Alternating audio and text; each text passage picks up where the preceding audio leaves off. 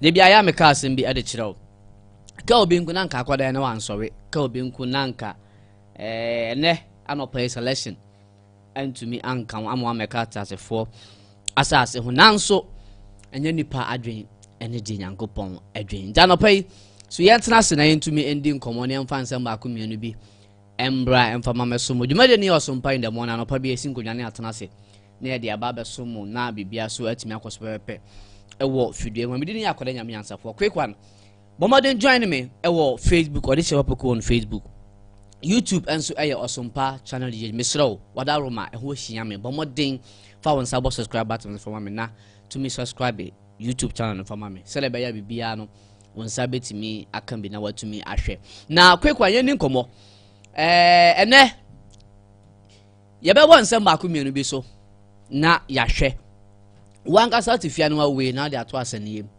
na wahwe se di esi kono jeje for me enra honorable afenyo marking I reply to Samijamfi or den sembi etudwa on Metro TV. Good evening Ghana eso na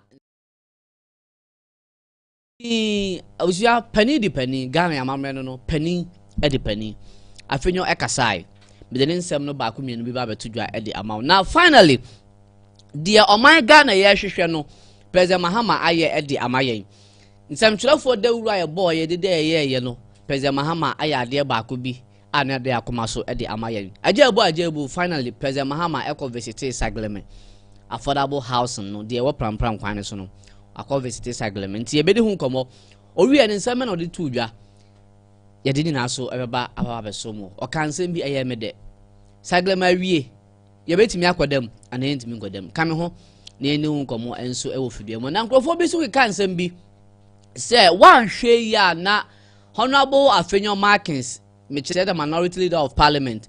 One shall also need tikeka.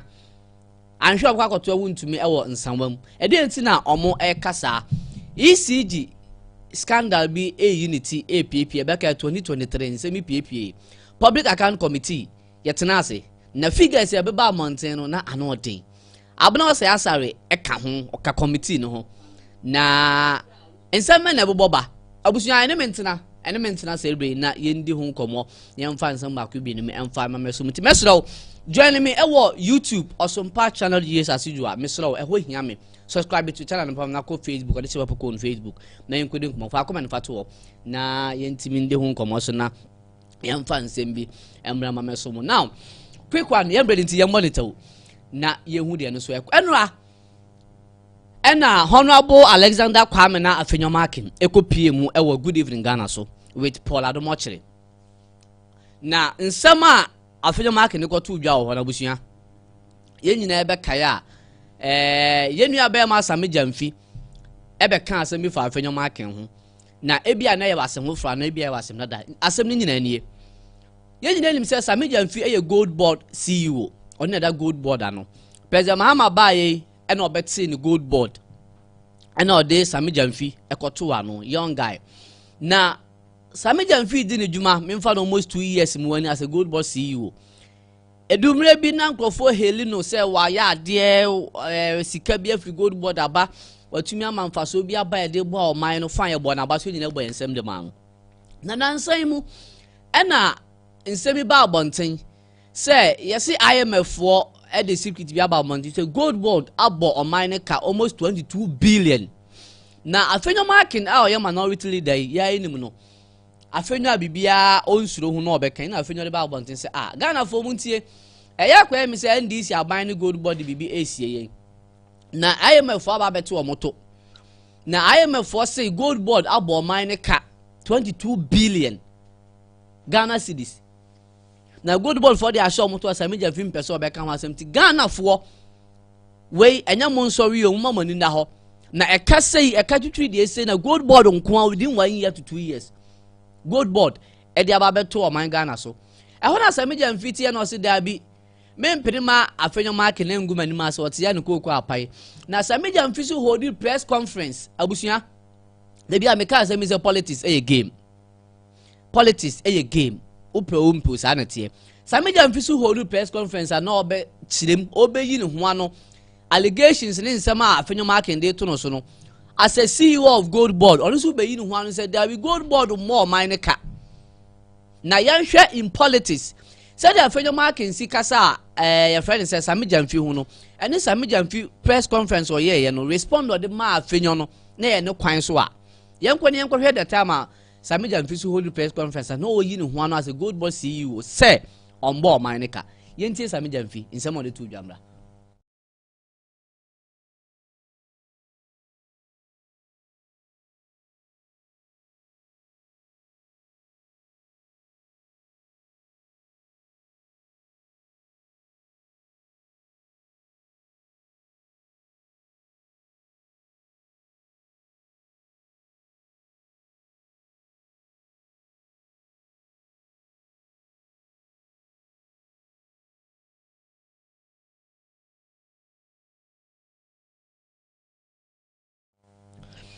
Okay, abusia yeah try say about Sammy Jamfi video in the amount.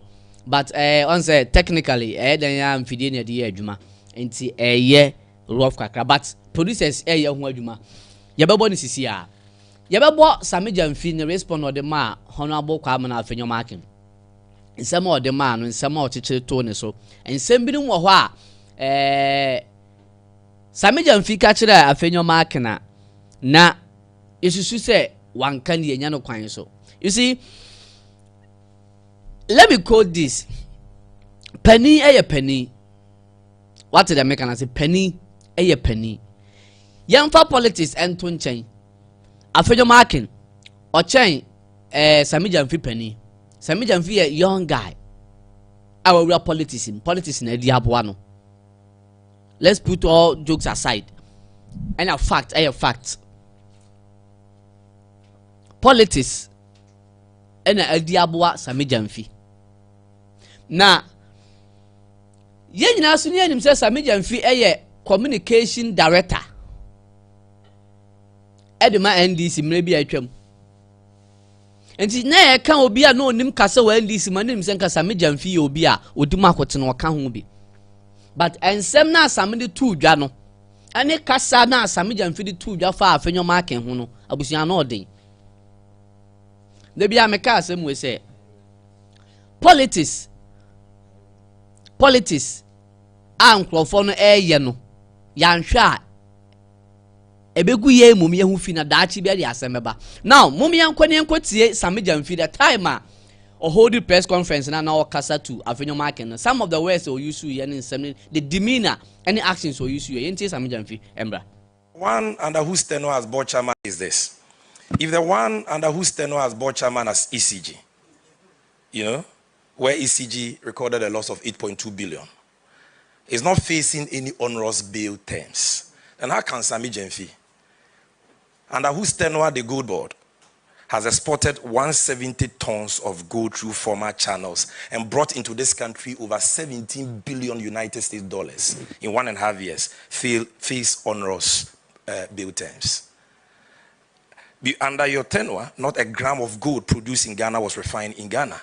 Today, over 9 metric tons just this year of gold we have bought refined in Ghana. We are changing the value addition story. So you see, such statements are reckless. They are what I call the fanciful efficiency of, of a palm wine bar.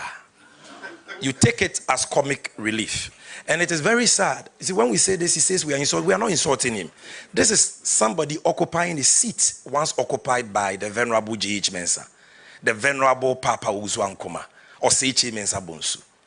Look at the depth and the substance of these personalities. When they rose to speak on Parliament, look at the command they commanded across the aisle. And look at how this seat has now been so bastardized and depraved by a noisemaker who cannot even read and research and get his facts right. So I will go to prison in his brain, and I will have onerous bill terms in his brain. I'm not afraid of any intimidating tactics because we are serving Ghana in good conscience, and our resource and posterity will speak for us. Thank you very much. Well, hey, Radde. Hey, really? Oh, Radde, Tnasrowa. Power. Because of power to me. Well, media abusia wuti fi ajeje join me ewo YouTube Osompa channel GH bonsa bo subscribe button no so fa comment fa to ho Sameja mfika sa okasa ye direct to honorable Afenyo marking ne kwan so no that is so bad, totally bad. This is totally unacceptable abusia hwensem ma Sameja mfi yuzu hwese de okasa dwedwe nanim hwensem okeka say your friend say seat na Afenyo marking so parliament as minority leader no yanhwe ye seat honorable ampofuma betena so say or say chairman say bonsuma betena so nya ade na yanhwe se enne yetimi aton say seat ne dia ma oyisu words be I can use them on air here mean to me say enne ya ton seat ne dia ma sebe obi a asa okasa te sebe Afenyo marking enye obi a bi sebe just me dream one minute ase really Sameja mfi asama Afenyo marking be kan ye obe okokasa wo Metro TV enu good evening Ghana so Afenyo kan asem bi o say ono de ene so attack Sameja mfi personally o he was challenging the government abano otia konwa so no and ewo ho opposition party bia ye propaganda or challenging the sitting government opposition party bia eti former na say otifia or challenge the sitting government Afenyo marking by was gold board aboka gold board say be Sameja mfi wodia da bi o gold board no Sameja mfi efie japade gold board no Sameja mfi nankasa self business ana mumbisa Sameja mfi ma me say nya bia sabe gold board na yo no ankasa na achievement ana aban no who serve the country you are buying a wosom no you work under President Mahama o ka ho gold body institution ye sector e ka ban no e ka mamu ne ho ena e ka ne say NDC ebu aman gold body another institution on its own e ka amamu ne ho money Bank of Ghana ye adwuma gold body institution Bank of Ghana your money the money Bank of Ghana kabom na mo di dwuma and ye de wato anu say CEO gold board nya Sameja mfifi ajapade so Afenyo marking be ka say gold board abo mine ka now me ba ECG ho now public account committee kwat na say be yen sem bebre ni ade na ECG abo mine ka Afenyo marking was only a board chair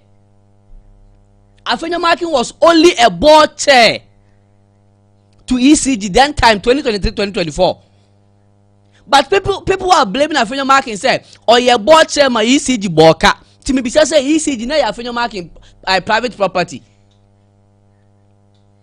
gold board nya Sameja mfi wodia so opposition government abe kasa abe react to and some IMF dia ba or the report by challenge the report na Afenyo marking dey by no challenge kasa fa paper also fa paper bra bontin be kasa Afenyo krata na wo de bae no emfiri IMF wo de wakotena ba bi na watwerɛtwerɛ wo krata na yɛnhwɛ sɛ Afenyo marking so atwanto de ato a whole IMF so a then we proceed from there eno na wose yedi hu dwuma Sameja mfi ye expect sɛ wo bae no fa krata wo so fa krata bra sɛ meme krata nie krata edi adanse kyerɛ sɛ meme Sameja mfi as the CEO of Gold Board yamboka na mo mfa so na yenya fakrata abra same we were expecting you so the krata eba say Afenyo marking asem na wo kan ente say nya nokre na IMF mfa krata bia mbai in that case na yen Ghana for yen tenase na yen dwene yen hu se okay Afenyo marking sebe wo ye kwankwanse na wo ye trofo ehɔ na yen dwene yen hu se Afenyo marking Ghana na etimi atena Ghana afford fake documents e dey ato IMF so that one IMF can hold him responsible but yan hu bibi sa a young guy called Sameja mfi begina simple press conference odidi Afenyo marking atem and President Mahama is comfortably sitting down laughing saying nothing about it really baby a politics na yakwa no that is so bad baby ametina ameka say even President Mahama himself na mudi na chi mun bisa no say woni former President Kufuor ntam te say mun bisa President Mahama say oni Dr. Mahmoud Baomi ntam ete say Muntina ho de bia ya catch them NDC wo opposition ya ka Sameja mfi asem I'm not attacking him this morning ye kan Sami Jamfi ase meta won opposition sabe mpedu asa Sami Jamfi ya me senior brother or wani musi bibi ase me Sami ya me senior brother and I love him. Maintain Sami Jamfi, but sometimes Sami Jamfi portray arrogant behaviors be was some places.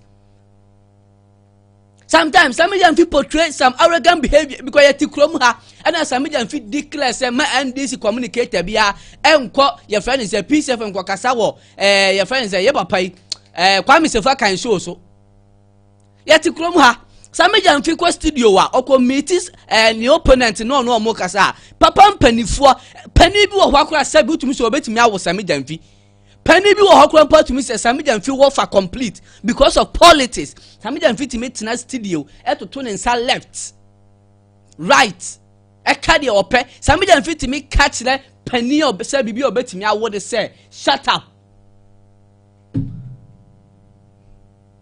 Sami Jamfi timi ye we gina catch and say shut up.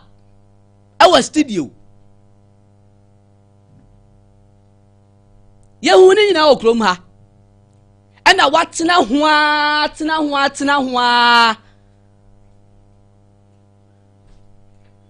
that is so bad. Police are so mama that is so bad. Bad tia to nensa kasa ye de wo pe monso waba power monso anawasan de aba Kachra fenyo marking say onya obi asebe otena se ye research really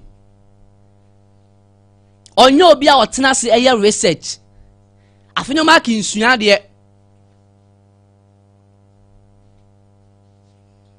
hwe Ghana nyamo dia o NDC ba power said your person omo for man said omo bu omo won said your money MPP for no they are taking the country to personal to themselves. As a man omo bu no personal omo as a omo dey abo omo mienu reality but enye ye interest o but omo sisi amamo na omo bu no ene Ghana na ye wo sisi anu sisi Ghana ye wo mu ni say NPP buy ombe de omo beye fine NDC aba omo so say omo use to me e dey intimidate MPP for that is it omo ya etimu no so omo so ye bibia ma MPP intimi nkasa eno na ya metifi me bisa me ho say wo a wotifi a wo hwe me wo phone so sisi a me no wo kasa wo de ampanifo party mienu yiye e de pa na de bebra me no mienu. There are so many issues to that ho say you can ho asem President Mahama eba betina konwa so yi nsem bebre wo ho say you can ho asem en na hwe me say eno na aduna meti akonwa we mu metia 1 AM na me dwen isi Ghana me no ka say munim say Ghana ye minimum wages and ye minimum salary e wo Ghana ha e 50 Ghana cedis Ghana ye minimum wage e 50 Ghana cedis Ghana ni ba ekwaye adwuma sika edi tua wo ka minimum wage e 50 Ghana cedis not even up to 100 and na Ghana ni ba ko adwuma minimum wage 50 Ghana cedis no and na 50 Ghana cedis eto san e de na eto especially ya etinkran ha obi a hwe munko bisa muda mumbisa obi o tinkran ha bia da sori anopa when the kura na 50 Ghana cedis especially with them I mean fan cry and them fan to home. Would that so pa when the kura mponu obi bedia obi timi dibru 50 Ghana cedis a day. Would the obi and the kura 50-40 Ghana cedis a day obedi. Kobi so ya I think I no kumase na asefo. Nanso na okwa ye Ghana ni ba kwa ye adwuma ye minimum wage aye ditua ni paka e 50 Ghana cedis pe. Nipa be di sen ni wa save sen. And if you will for bebre etiti ho omo jai advance jo ebinumu so omo je 2 years advance adekọ obi asidan 2 years in advance adekọ dan boy den and same way mu nyina wo ho e wose nipa dwen ho yem fa nto aban nim yem pitiji aban ne se enoma se wo ho yenye sebe dinsem hunu we da so we ana se we ya se na ye den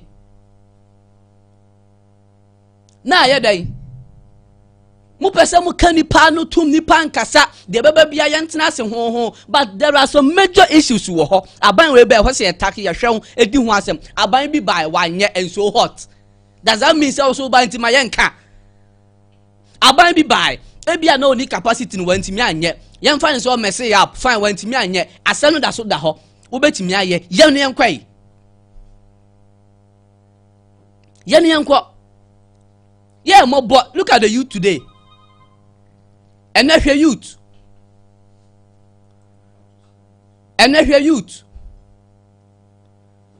Ghana youth, and I am a bot, and a Ghana youth, I am a bot.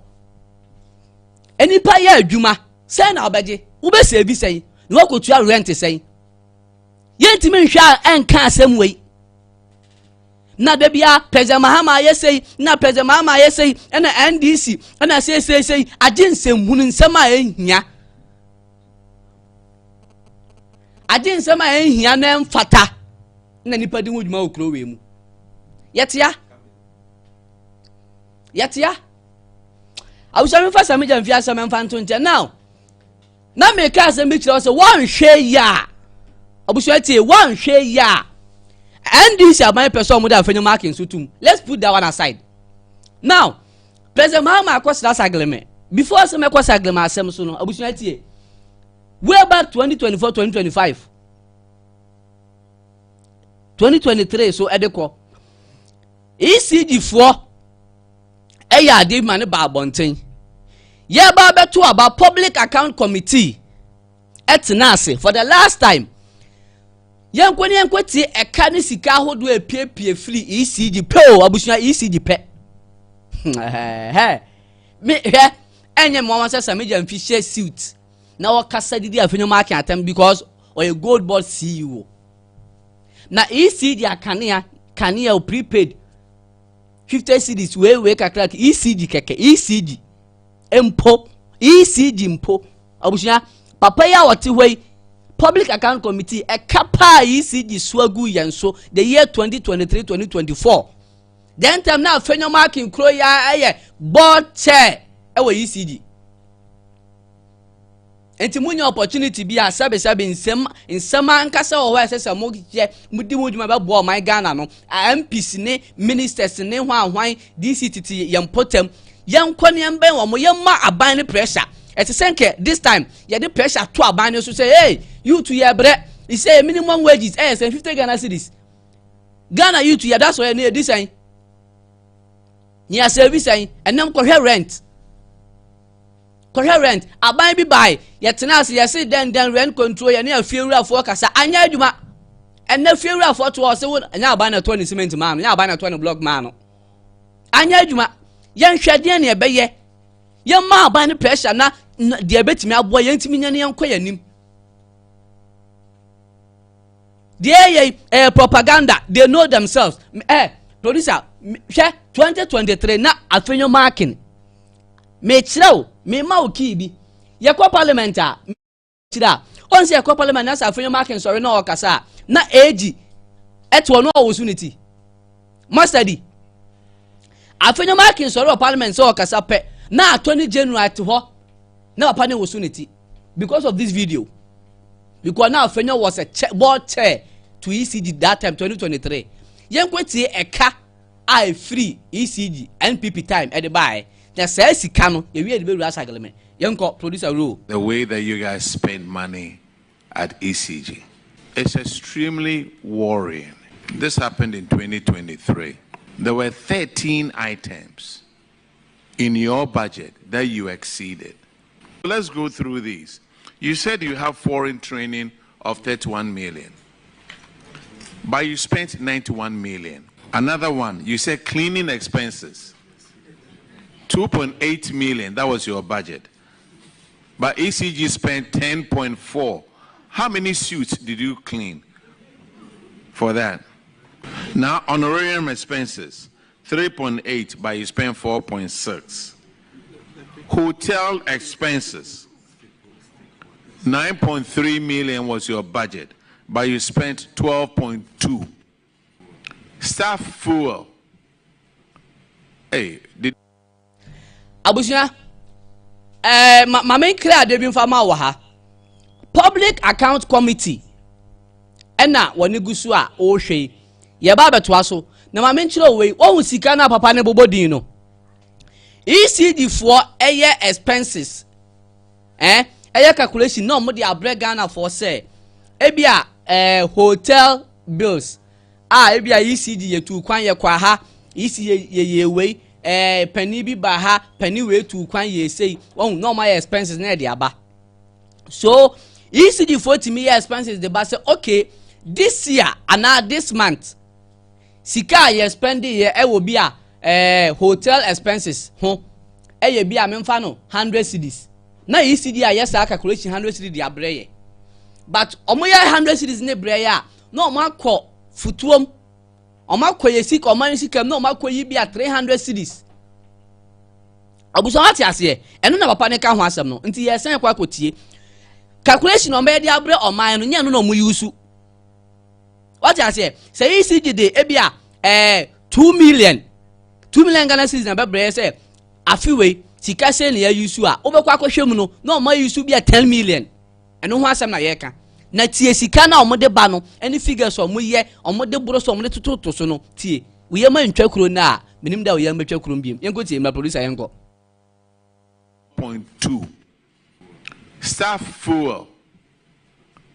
Hey, did they drive around the world? Budget was 2.8 and you spent 3.6 million. Communication expenses, ECG.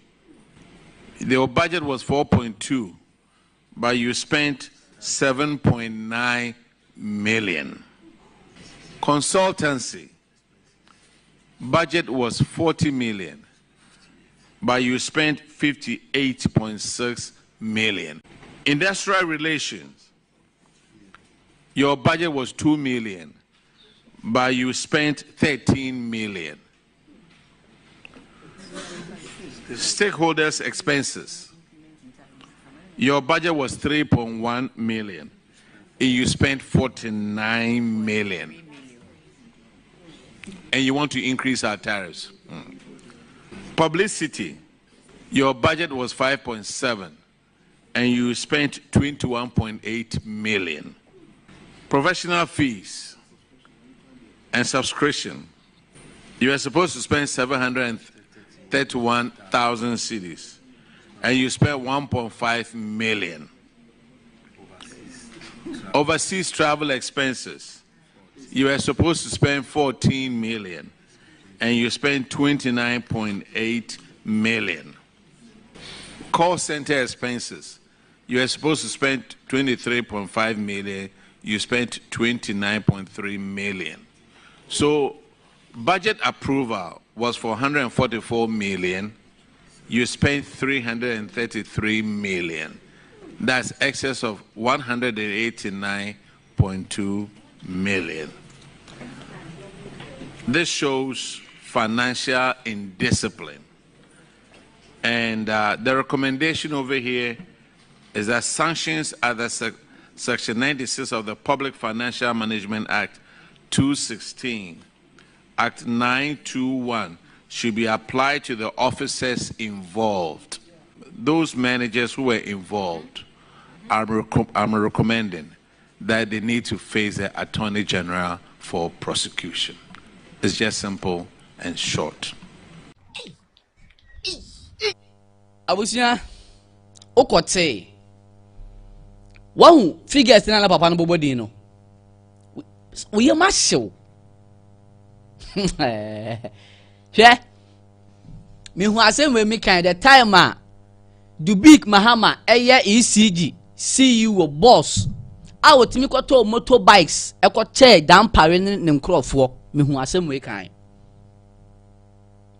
do big etimi kwato motorbikes edi kwache dampare ene na pamfo na me hu kan se dabi Ghana ECG for boy kro no ECG for wia yen forget about prepaid auto ECG for wia yen e wo Ghana ha because ECG catch so mutimi ye adwuma nya mfaso ko to motor 1000 motorbikes edi kwache police for omo fanya den What kind of to feel do at them? Ghana police for short motorbikes. ECG ne provided. ECG institution bia. A cow or money in a diane so. Say ECG Timenian Faswo. Says he car bar. Young fan say ECG nemu. Nanka entity a tariff no so. Etinka ECG beka that group and da benya beda sorry hey Timmy. Da benya beda sorry ECG for beba catcher say Ghana fuwe. To see a ECG and Yeska Faswaba. And the prepaid na ya turn be a 20 cities no. To see a yateso ya between 10 cities. You see a prepaid yateso. Da benya beda sorry ECG for beka be say the actually ain't sit that. Ensio Sika we ya bu boy FIECG Shum ekwo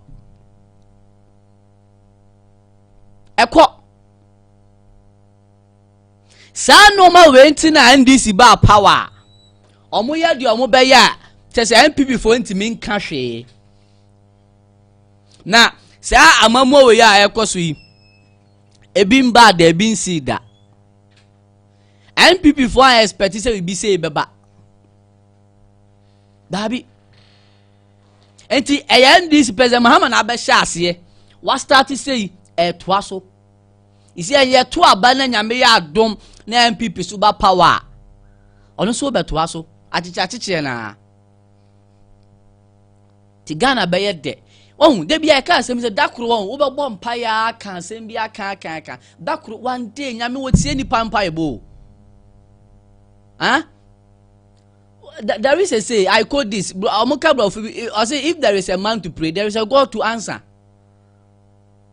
and same be ho my Ghana yesu hu bi ni asem we na mpalifo di esika entimi nchi wontum president Mahama be start wontum nku a wache na tum no se Mahama nchi obi ampa anka ho a MPP bon so ba beto aso na eteki 10 years mpo na ndi su sign ba ono so beto aso me bent ma me fancy ya now president Mahama obi amon nsem fama no na oh bonsema Mahama bonsema president Mahama bia obi bonsem yeah bonsem. You see, me can't wait. President Mahama here no more be say no because no be na so on the san. And yet, I'm sorry. MPP for better answer on my power. Oh yeah. On my bread. Now, yenin komo. President Mahama ekosla Sagleme affordable houses. A war. Pram ningo kwan so tema aflawo road ho wonim ho na wonim ho Ghana na affordable housing no minim wa wo hwe me YouTube Facebook ene ba bibia wo hwe me TikTok ba bibia wo hwe me bia na wonte de ana bia wonim affordable houses ne ye adan ya aban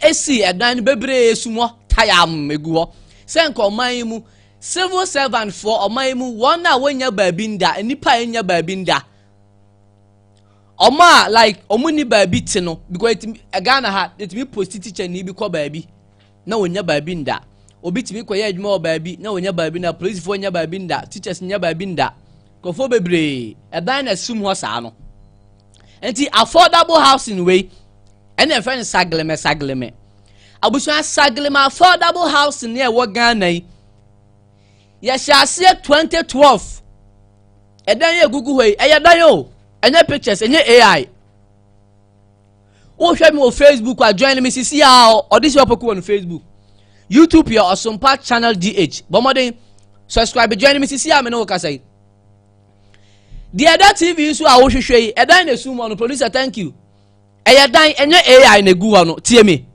any AI any design edan ya to foundation edisika young road ni cement ni abo asi edan na sum osa no sa dan we e Ghana ha enkran edan na esumo no e Ghana Accra wodi wani kire aflawo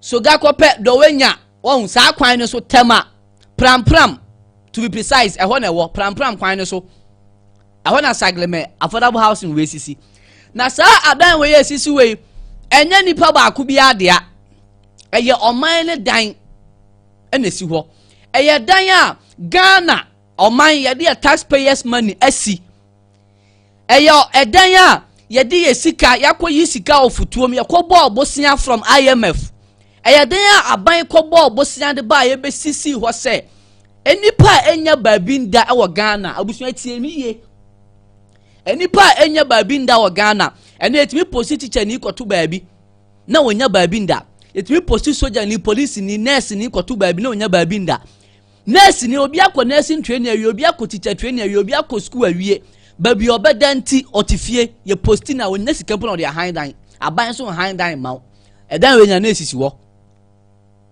So Sagleme affordable house started 2012 and President Mahama ne your friend say Professor Mills every man na President Mahama buy and obesi dan we see wo President Mahama besi dan we see wo 2012 somewhere April and e constructed dan we see ho abusua edan na si ho na ukɔhwɛ ho a minim se wakɔ ho da ya yakɔ ho da no yenim de eka baby a President Mahama si dan duru ye producer fato sumame baby a President Mahama si dan ni si when picture na penti no very good picture that TV sui President Mahama si dan na du ha wie na wo hwɛ dan ya that TV sui a ɛyɛ dan ya yɛsi awie atomu tiles ayɛ roofing kyese ya penti mu ya mu bibia ya de doors atoto ano windows da no kyese ɛdan na sisi wɔ no ya bibia awie abusua urama ya wa single room self contained wom ya wo chairman hall ewom ya wo 2 bedroom ewom ena sisi wɔ no but ɛdan we mu nyina from 2012 abusua tie from 2012 ebesi nne ɛdan we ɛda so si nwuram na wohwɛ building na ɛda hɔ na asase a yesi dan we si so na ɛkɔgye ne prampram esi saa dan we nyina si so ɛyɛ 300 acres of land abusua 300 acres of land ɛna ɛda hɔ saa no na buildings na esi so on say ɛyɛ akuakuo sa wo hwɛ a on ɛyɛ akuakuo wo hwɛ dan no wo say yɛsisi na akuakuo na esisi wɔ akuakuo dan na esisi wɔ te sɛ de esisi wɔ say ya no ɛyɛ makomako 180 abusua tie na akuakuo dan 180 no rooms ni nyina wo kan nyina boma ɛyɛ 5000 rooms ɛna esi wɔ no abusua tie de meka ne ye ɛdan na esi wɔ project na ɛda kakraka na asase ni nyina asase etwa ya DC Sagleme affordable house na egu ho no 300 acres of land ena egu ho no enti adan na esisu akuakuo hu se ya chichem akuakuo alliance de dem akuakuo nyina wokan ya 180 buildings ena esisu ho na wokan rooms ni nyina 5000 capacity rooms 5000 o ye je ni nyina mani gu nwuram from 2012 ebesi nne still ni ya post teachers fo egu baabi omunya baabi nda hey rade hwe edan we mu nyina gu nwura mesi so de odi kire prampram kwan ne so na se wo kwa esiwa utika ma fefefe ukwa enwura ni bia nyina ne story building ne ya yepe sisi enwura no afua du edan ne mfimfin eya du lentil enwura fadan no yeyi kwan nyina tutumo yɛde picture nto bon sɛ yɛyi kwan layout nyina dedam akase yɛbɛtwen light ni mpo yɛatwen asisi wɔ post na ahoma gugu so ɛde na kae ɛwɔ Sagleme yɛmfa light nkogu hɔ yɛnkɔ siesie dan no ho yɛndodɔ hɔ yɛmpepa dan no mu yɛnhyɛ ase ne yɛnyusu ɛno ano ne kɛkɛ President Mahama kroya na besi dan no si wɔ 2012 dan no si hɔ from 2012 ebesi name na wɔ kasai aban bi kura bai nsamtrefo ya ma ni anya dimpank ya ton Sagleme sada na esisi wo no MPP aban Akufo-Addo ba aban mu se ya ma ya ni anya din na ya nkasa na nka Akufo-Addo ne MPP aban ton Sagleme dan esisi wo yi ka oton Sagleme de ama private investor bi na nsamtrefo ya sorry ye dede adan wo a wansi obi sisi ho enya na wosi yenti wo ba beton ene ya ma Akufo-Addo ton Sagleme enne abusua atadu yen kase yate de ne then that's what now. And you say my answer, I can't actually say. Finally, President Mahama, Ababio, Atutu na pam at the convoy the dinner him. People, Wakopia more Sagleme, Bushia. President Mahama, Kopia more Sagleme than near Quakoshe. No could do one on the Raho. And near Bushia, as Sawani and Saw catch it. President Mahama could do one or Bonani said, or she spectacle was a President Mahama perspective here on. But Mahama could was still, Utimuse, Niswan now spectacle no more black no, lens no, Niswan no more and nam space nase and a wosu. The Musi edit tissue, prepare my President Mahama. Yan tray wamba. Now, Sika, this is Sagleme affordable house in there, one, $200 million. Arate. Ha. Hey! I was there. See, Sikana me board in the chair or no. Ebia win him. Tear me, Tobo. Natri, Bojidi. Share. Sikaya this see Sagleme affordable house in there, Wahono. I was here to Sika, hey, Radin, you have clash of it. Share Tobo. I'm talking about dollars, not cedis. And that $2 million as I'm American. And then $20 million. $200 million US. And then this is Sagleme. Sikana American wants some Nabusia. Share it to me a gun and you. I'm telling you. Take it or leave it.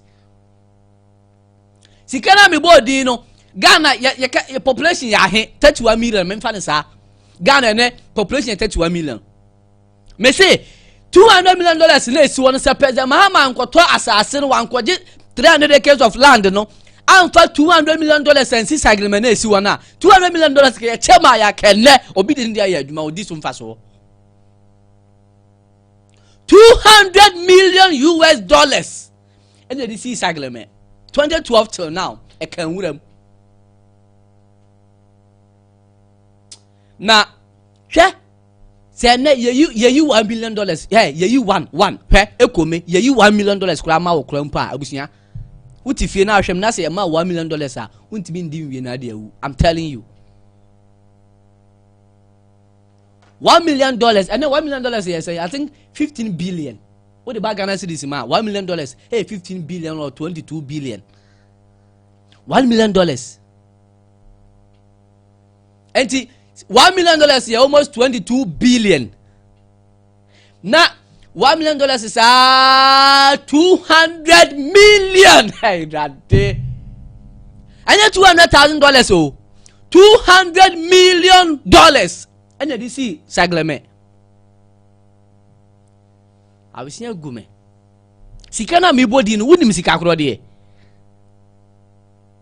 No, meba. Me bossy candy, you know, I said, figure that come and lens in my measure. Meaning, dear, $200 million as I'm not making. Now, President Mahama says he can maybe says 2012. It's not Ghana, they were $200 million. No, Ghana, you $200 million could see Sagleme, a see ho. And the Jai see why money seen with a mabe seen. Oh, ha. Abuja join me on Facebook or this is what on Facebook. My friend I'm joining me. Pictures and videos go I'm joining me. YouTube or some channel GH but my Sagleme affordable housing. And a go no. President Kufosu ko see bi wo Kumase tech your flower sample. Oh baby I'm ko mama way. Udu tech a President Kufosu ko see bi wo ho. Na wo hwe edan a ye de $200 million CDS ho na edu baabi na aban bi e de ye kɔ IMF ne ye kɔ pɛ $3 billion na no mpo mo mfa ni nyina amma yen na mo ma ye sope min de obi atem but etoda Ghana ya le kakra President Mahama kwasra Sagleme na owie no sunwie ye no President Mahama sunwie no na o se dabi isi Ghana for muntie me Wa wo pɛ Sagleme dan ni bi ni hyase register. Hyase mun hyase register. Sagleme is ready. Ono President Mahama na de sika si ye. Nye ne botom sika o. Ono na be si dan no 2012. Wakwa sa ba enye hwe. Ene oba beto aso. Ti Sagleme before so we frɛ konya so na be ready nipa bedam e be dan complete. Ya be pa na nim ne so wie ye ono ahu e ka wabɔ ene de da ho no bebrebe na o se mekasa mma menkasa na menka nche Ghana for say isi Sagleme are ready me ba be ye na makate so na matwam wa wo pe bi wa wo pe single room self contained bra beje wa wo pe chairman hall beje wa wo pe 2 bedroom beje Sagleme are ready abusua yen kwete President Mahama o wie no o su wie no insemo de tu dwa ene de okafa Sagleme ho yen tie nimra. Yes, you have all heard the good news, and so I'm not going to overemphasize what has been said. You can see the beautiful montage behind me. This is how it's going to look when you come back at the end of next year. As the developer said, 700 units by March next year we'll be able to commission, and another 1,000, actually total of 1,500 by end of next year, by December next year. This was a vision that was started by Professor Atamils, and I came and continued it. Unfortunately, when government changed hands, there were some issues, legal issues, and the new government said they wanted to investigate, and so in the meantime the project stalled. Now the unfortunate thing that happened was, looters came in and stole everything, the cables, the wash basins, the baths, all the fittings, electricals, bulbs. They even took the telecom cables from underground and pulled them away and took them. And so it just left an empty shell. And eventually the government agreed that the private sector should partner to finish it, and LMI were choosing to do it. You can see what it's going to look like when this place is finished. It's going to be a very conducive housing estate for occupation. The good thing is, if people don't register fast enough, you see all these industries here, all the way to Tema, those in the industrial area, Dawa industrial area, they will snap up all the houses for their workers. But they are available for people who want to move with their families here. And so when the portal is open to register those who are interested in purchasing houses, I'm sure that many Ghanaian workers and other persons who want to live in a beautiful estate like this would register. All the things that were said are going to happen, because I visited the water treatment plants when I came to cut sod for the solar plants. The industrial park is just next door, and it has a whole water treatment plant which produces more water than the industrial park needs. So some of the extra water is going to be supplied to this estate, and the rest of the extra water is actually going to be piped to the Tema industrial area in a collaboration with Ghana Water and Sewerage Company Limited. So there are very good things happening in this corridor. Happily, government is dualizing the road from here to Aflao. The first phase is being worked on. The second phase from Central University is just being awarded. And so you would have a fast road link. You also have, like he said, a rail link. The rail link will carry not only humans, but for the industries in the industrial park, their containers and other things from the Tema port will come by the rail line. And so this is going to be a very major industrial and residential corridor. But the good thing is, it ties into the new city concept that we're talking about, because the new city is just stretching up from here through Bundase, where the military firing range used to be. All okay, Abusia. President John Dramani Mahama Ababio. Ena yakwakote ne nka no. na President Mahama ka say na otimi say na areho kakra wo manager kakra enso etumi ewom. So finally President Mahama watie yasem watie nsamtwerefo yasem watie Ghana for yasem the oman Ghana ye hwehwe nyina baako na waye Sagleme are ready and abusia mati se nkrofo bi ahase register say that ni si wonyina na nkrofo ahe wado yerale enti single room self contained home chema e ho home 2 bedroom home 3 bedroom kura home obaji bi aye the producer so obaji what the better hard out to the kwa kwashe that are more things abusia munja no why on there tama enti yebedi hu nkomo ne yahu de yebetumi enso aye na yewia yedi hu enkomo na yahu de enso betumi ndi abuja President Mahama akasa awie President Mahama akasa ede awie na nsema okan aye no pani dware wi na nso asa mini hwia meka wi de Sagleme eba na aba abekan ho na ni aba betena ne hu de nso etimi etuamu Facebook yode se wapoko YouTube Osompa channel DH awuja me be na ye be me sorry na me de asiha na ajaye ya doma Monday ye be say ahia na Friday yanko di weekend yanko na yanko di weekend me hu de nso etimi etuamu ede eba I was just Sammy Jamfi Papa afenyo marking chow yeah ampa I just realized I was saying afenyo marking pa Sammy Jamfi pa afenyo marking chow I know the President Mahama so hwame you have to step in this na yamfa year and 2 year politics abeto amamre penny aye penny ne hu de no so ebetima kwakosi well me sorry so na nyansapo ababa wakwem with iron ajapoku bomodin ma wo data engine so bomodin na ma wo TV no enkoso enda aya Osompa in the morning na me baba so me dey no insistence still akwada nyame nyansafo enemy till then Monday ebesa asia makra bye bye yo abusianfo ye mo bibia la kwa baba transport abusiaku no mo eya na areho se obehu nipa bebre na yakoyisu enkumbi samena bi na ede eye enima bebre abegugu widie no ho sa wo hwe ye minsa benkum ha na mo a samena ye esia na mo yi eye transport shower gel bia wo yo bia okoyisu samena bi okoyisu nkumbi ama yale bia ide aba ne nso bei anase bibia bisisi widie no so mekanfo eye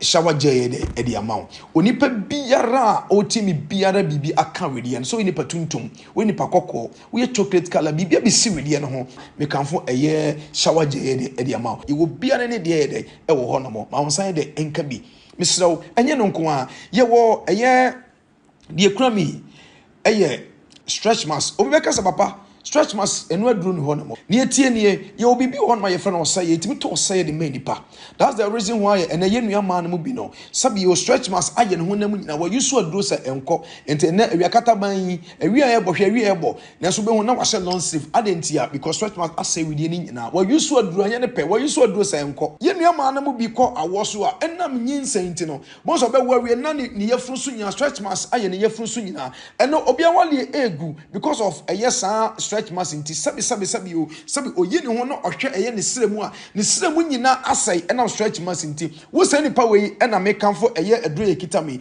eye stretch mask aduro ye ede amount me number ne ena gu screen na aseno obi biela ose ma use stretch mask aduro bi ma use anko no wo se nipa we na me na wo kasa wo nso ye de nhwe ye de wo nso nhwe ye me number ne 0244 494877 0244 494877 Ghana fana baby bia wo biala ye de bi bebreo obi biala ofa san ye product bi bia ton biara enyamfaso bebre efise sa uton box baako a wo senya emfaso another box baako enye no nko a ye de eya we de kura mi eye after wash say ena nkrofo bebre enso edi adanse o say papa say ye jai eya spray eyisu say ye yisu spray bi say ye nto spray bi adentia say usi ne mana de kakra de eguma ti say de odi spray ai de egu atade mu enko me patwa dia se ma onsan de enka bo de ofra ba bia wo bia so pe eye shower gel ni bia wo de frɛ